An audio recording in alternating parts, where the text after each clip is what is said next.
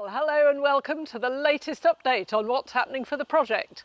I'm going to start by handing you over to Ian to explain how we're getting on with the small loco shed.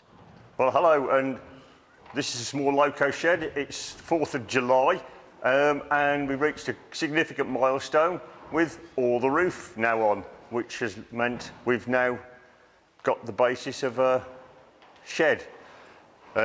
We've started on the track lane, as you can see. We've got the first 2 rails across what will be the inspection pit for the locomotives.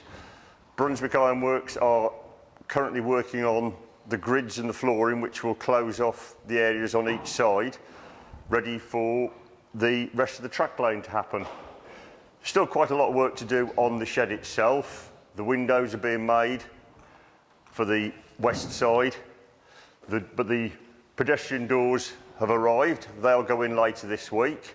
Then the final big part of the project are the 3 big doors, which are for the trains to come in and out. So what we're actually going to have in the finished shed are 3 tracks, 9, 10 and 11 at Boston Lodge.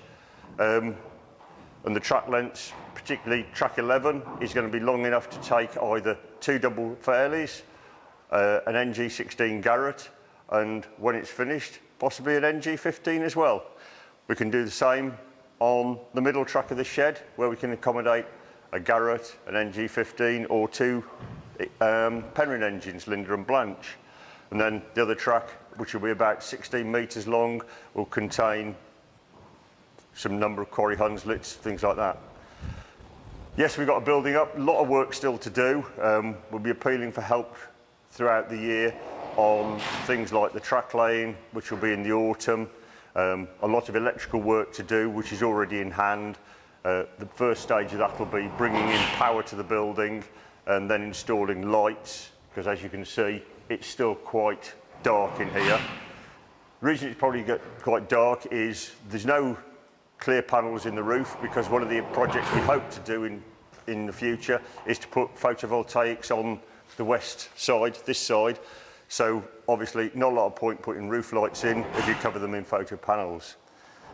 All about trying to reduce the electrical consumption at Boston Lodge.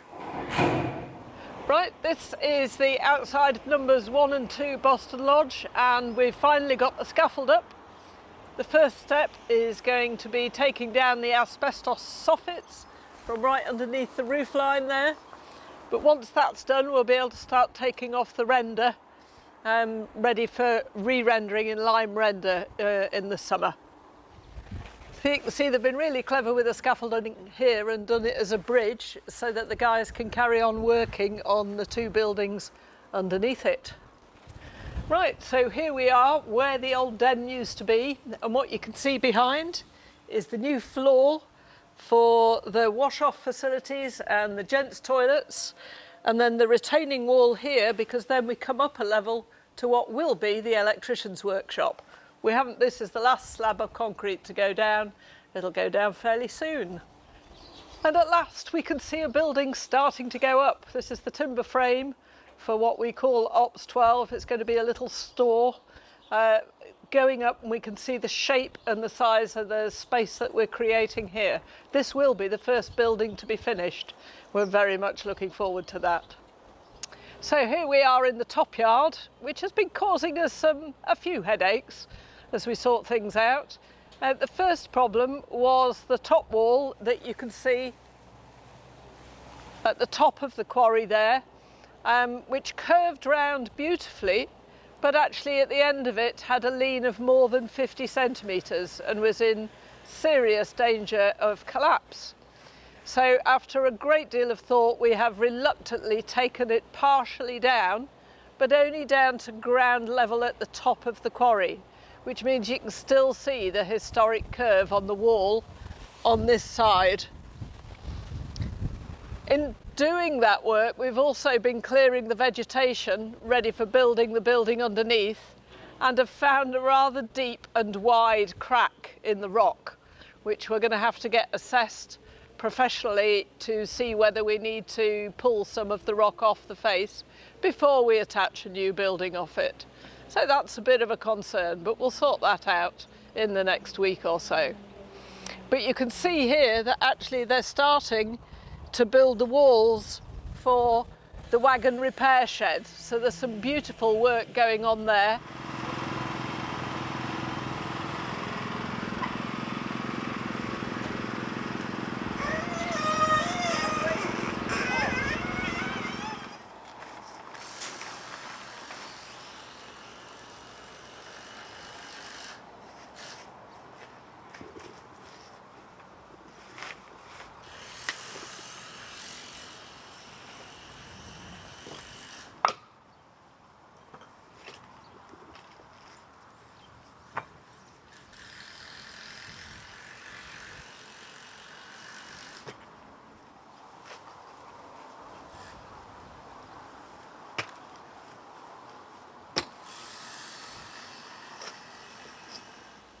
And here we are at the end of the blacksmiths, and what you can see is the new steel frame that will form the end of the NLHF Training and Research Centre.